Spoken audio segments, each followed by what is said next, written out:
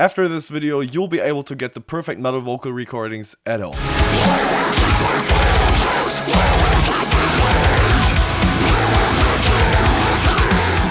If your vocals sound like trash, then nobody's going to listen, right? It's just like that. So let's first define what makes a vocal recording good. You want to use the correct mic. We want a bone dry recording, so no room resonances in there. We don't want any clipping. It needs to be free from noise. We want to control the proximity effect, and we need the input gain to be always good, but not to be clipping. The correct mic. You have multiple options here. You can either go with a dynamic microphone, which is a little bit more forgiving and easy to use. My recommendation there would be an SM7. I think there's a version with a integrated preamp nowadays, but if you'd use the OG one, you want to use a cloud lifter or a fat hat, which is a little preamp that just boosts the volume a little bit more because the signal of the SM7 is a little bit on the lower side. For the condenser mics, it's a little bit more interesting. The condenser mics are a little bit more brilliant and crisp and kind of 3D sounding, hard to explain, but those are used mostly in hip-hop productions or pop productions. For example, if you want to check that out, how that behaves in metal, check out the latest Shadow of Intent record. I'm not 100% sure which one they used there, but they definitely used one. Room resonances. Interesting topic, very misunderstood most of the times. We want to get a bone dry signal. Our screams are so different in how they behave in the room, how they resonate, how the frequency spectrum is, and that can easily fuck up the whole recording. You have two options here as well. You can either fully treat the room, which is super expensive, high effort, and not what I would recommend for you. The other option is to build what I call a vocal corner, which you can build with zero money, 2 minutes effort. You potentially have everything you need already at your home. So let's jump to the iPhone camera and let me explain the concept to you. Place your absorption material as seen in the video. Don't worry too much about using real absorbers. You can build a setup of pillows as seen in this picture.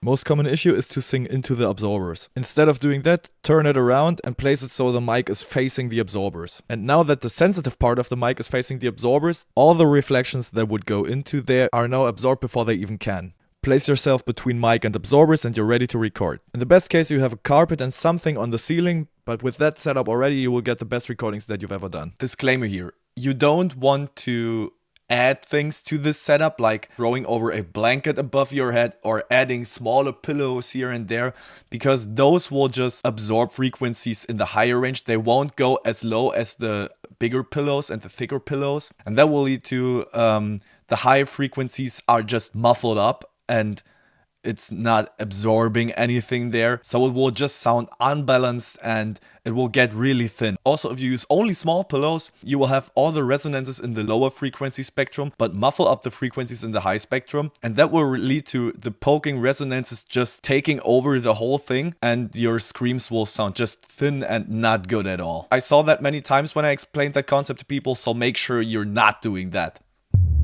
Input gain. This varies per technique. Later on, we want to have different tracks for different vocal techniques. So one track for the highs, one track for the lows, and so on. That's because they need different processing since the frequency spectrums are a bit different. So we want to have a good amount of input, but we don't want to clip it. Let's do that for my highs and let's do that for my lows.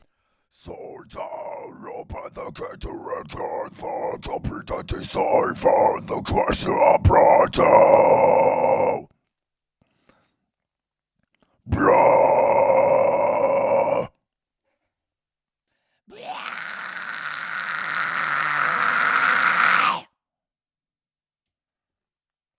My suggestion here is to make little markers on the interface, because then you can just turn them up to the position where you know, okay, that's the sweet spot for the highs or for the lows or whatever you want to record at the moment, and that will save you a ton of time.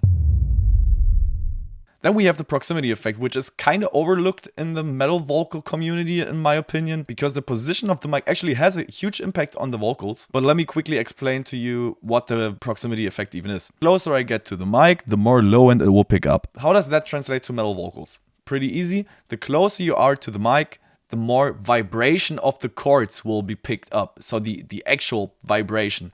And that will make the vocals sound more gargly. And this will also affect the rest of the frequency spectrum. So as a rule, the closer you are, the more gargly it sounds. The further you are away, the smoother it will sound, which is, for example, better for high screams, which you want to be a little bit more smooth. Of course, that's always a matter of taste, but you want to use it intentionally to not wonder in the end, oh, dude, why are my screams not sounding like vocalist XY?